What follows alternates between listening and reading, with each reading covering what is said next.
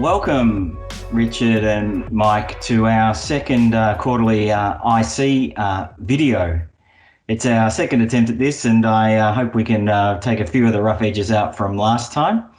I'm sitting here with my stage 2 or take to lock in beard growing in Victoria, but Richard, you're free and easy there in Adelaide. It's a great opportunity to have a look back at what's happened over the last quarter and then start to consider some of the investment trends and implications for the next quarter and beyond. Richard, as IC Chair, I might get you to start. Can you kick off with what the IC has been doing over the last quarter? Yeah, sure, Lee. Look, when we last caught up, we'd just come off a market which had fallen 30%, something we haven't seen before. And we had a number of conservative settings in place in the portfolio, which we'd implemented last year. And we were discussing about how they really helped the portfolios through that severe downturn. Following that last catch-up, the investment committee, as you can imagine, met on quite a number of occasions to discuss the settings in our portfolios, and particularly those overweight conservative settings. And what we did through the ensuing weeks and a couple of months after that is we set about looking at timing to unwind some of those settings. And in particular, the fixed interest setting, we had an overweight bond exposure, government bond exposure. We brought that back to neutral. We had, as far as Aussie dollar hedging goes, we were on the low side with our hedging we set in place last year, thinking the Aussie dollar might weaken. That did happen. But our view was the Australian economy was doing a pretty reasonable job in the suppression of infection, probably until recently. Especially in Victoria. In Victoria, not so bad here in Adelaide. But in reality, in relative terms, doing a fairly good job. So we're looking forward. We said a neutral position of currency hedging was probably more appropriate for a medium-term view. So we set upon bringing that to neutral.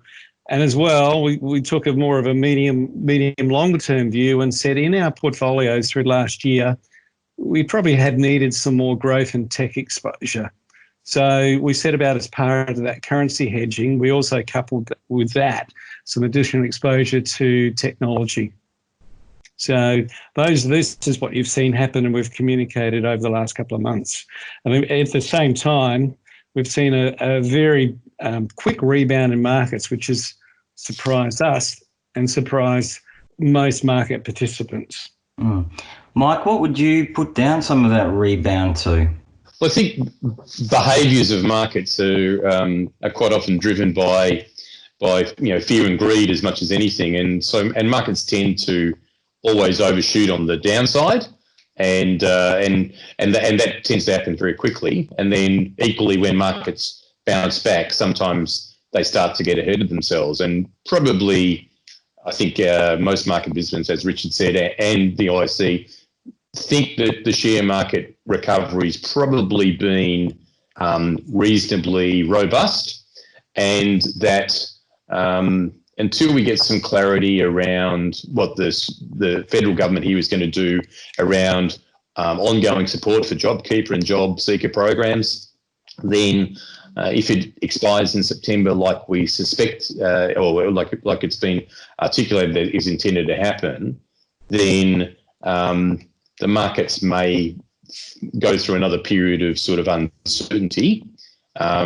which is probably where we sit at the moment, an expectation that's likely to occur. Yeah, so uncertainty, potential rebound. Yeah, maybe. Well, I think, our markets bounced back 25. I think from peak to trough, our market was down 40% in March from its February highs. Their market's back above 6,000 points today, about a 25% recovery. So we're still 1,000 or 1,200 points below where our peak ASX market was in February.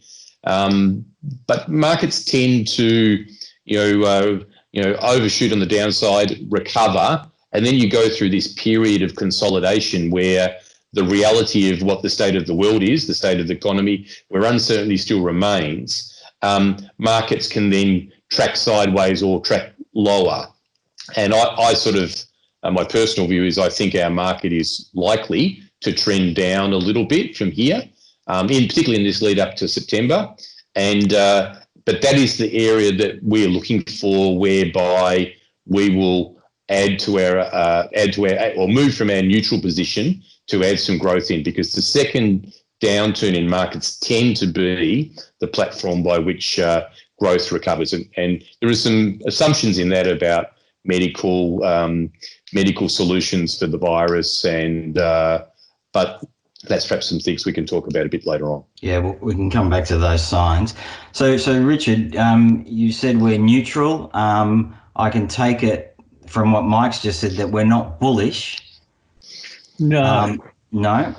And so what the fact that we're neutral but not bullish, some people might ask questions like, well, should we be investing more in cash than shares if we're not bullish at this point in time? What would your response be to that? Look, that question comes up a lot, and most people, like Mike said, when there's fear about, they're thinking of cash, thinking of liquidity, where we should be. And look, we don't see it as a black and white cash versus shares. We just don't look at it that way.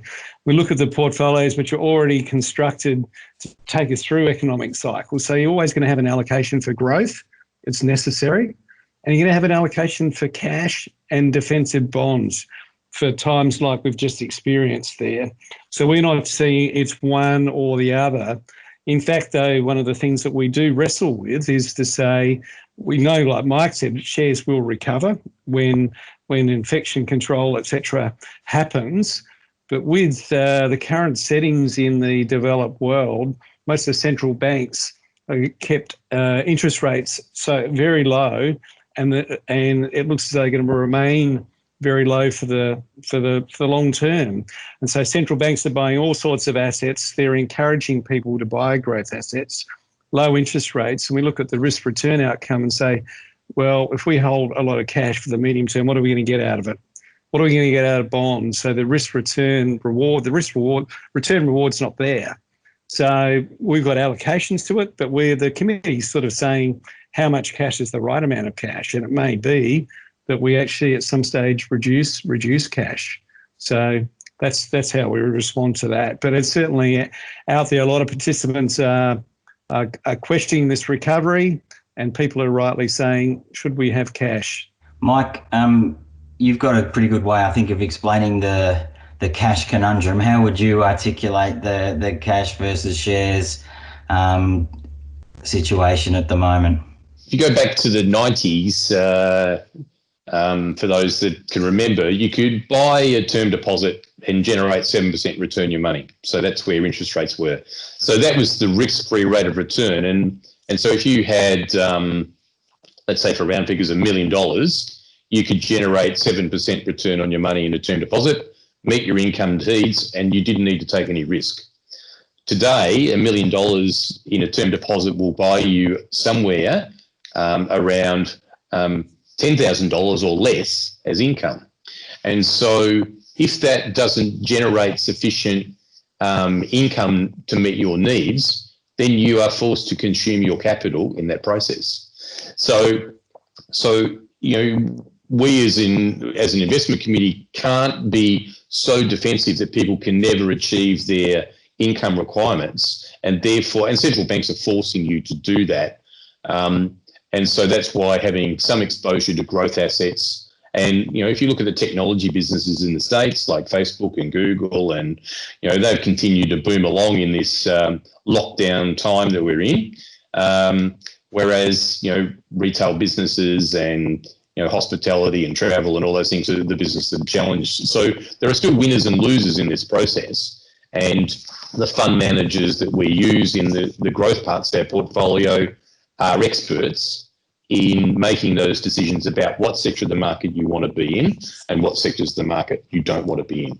And we have great faith in the process that they use to determine what sectors of the market they want to be in. And that's why, as Richard said, you have to have some exposure to all those sectors, both on the defensive side and on the growth side. Great. Thanks, Mike. So we're sitting currently neutral. We think there's potentially a leg down before the recovery cements itself. I might start with you, Richard. What signs are we looking for to indicate that the floor has been set and we're on the way up again? Look, I think the thing that everyone's looking for, aren't they, is a medical solution, whether that be the financial markets, the health of the economy, health of the world is there. So we get to that, then we're all in a better place. But it's a matter of the journey that we go on to get there. And markets are always going to look forward. They're going to look forward. And we know that we're seeing lots of work done around the world with the infection or work on the infection. And a lot of it is got to go through trials and tribulations, and markets will react to different solutions. But what we're looking for is something that looks sustainable in the way of whether it's the vaccine or keeping the infection spread under control, treating the infection such that economic suppressions can start being released. Because if that starts happening, well, then markets will look forward and they'll be looking for higher share prices moving ahead. So that's really while we've got a neutral position, Yep. we're certainly tuned into what's happening with the science behind all this. Great. And Mike, what are the other things that you're looking for as you look towards a longer-term sustainable recovery? Well, I think, Richard, I think everyone has sort of said that obviously the medical solution's a key part to this. I think the US government election this year is also important around stability in investment markets. There's no doubting that the current US president is a bit of a loose cannon, and I think prior to the coronavirus outbreak, I would have thought that Donald Trump, from an economic point of view, had the US economy in probably its best shape for some period of time, and he was most likely to be re-elected for a second term. I think politically that situation has changed for a number of reasons, which has been obviously well publicised in the media, and I think that Joe Biden is probably in a relatively good position to maybe have a good chance of being elected. And so that will have some changes in sentiment in markets around changes to taxation, and that may not necessarily be great for investment markets. And that's an extra cautionary note around how our portfolios are positioned. So as Richard said, I think we want to remain relatively neutral, but be in a position that if we do get more volatility and a leg down, then we will use that as an opportunity to deploy a bit more of our portfolio towards growth assets. Great, thanks, Mike. And then in Australia, the government's been broadly complimented for its handling of the approach from a financial support process. The withdrawal of those or the reduction of those supports, what are we thinking about there? Look, I think it's a concern that everyone has, but there's no doubt the government's now talking about the suppressions affecting different economies or different sectors of the economy more than others. And some sectors have shown improvement, and so there's employment coming back in some sectors, whereas others, whether you take aviation, travel, etc., property, in some sectors anyway, retail property, for example, people foot traffic back into shopping centres, slowly happening. So there's no doubt that I think the government will have to look at continuing the support, but being selective about how it continues that support, Lee. Yes, it's going to be interesting how that plays out, I think. So we're sitting there neutral, as I said, cautious, not bullish, but looking, I think, for opportunity at the moment would be the sound of where the IC's thinking about. Yes. Yep. Well, I think that's a pretty good place to leave it. When we spoke 3 months ago, we were quite satisfied that the portfolio had performed well on the downside, which was pleasing. Now the opportunity side is the focus for the next period, and it's great to hear how the portfolios are being positioned around that. I might just put an ad in at this point, if I may. Then we'll be doing a short seminar in a couple of weeks' time around the property market, particularly in Melbourne. That's an interesting market at the moment. There's lots of talk about whether the sea change is back on in a big way, and what that might mean for both regional and Melbourne property prices. So we'll be working with David McMillan of Performance Property to give us an update on that in a few weeks. So stay tuned for that video if you've got that far on this one. Can I thank you, Mike, for your contribution today, and Richard, Pleasure. Thanks very much. Thanks, Lee. Everyone keep safe, and we'll talk to you next time. I look forward to doing it again in a quarter.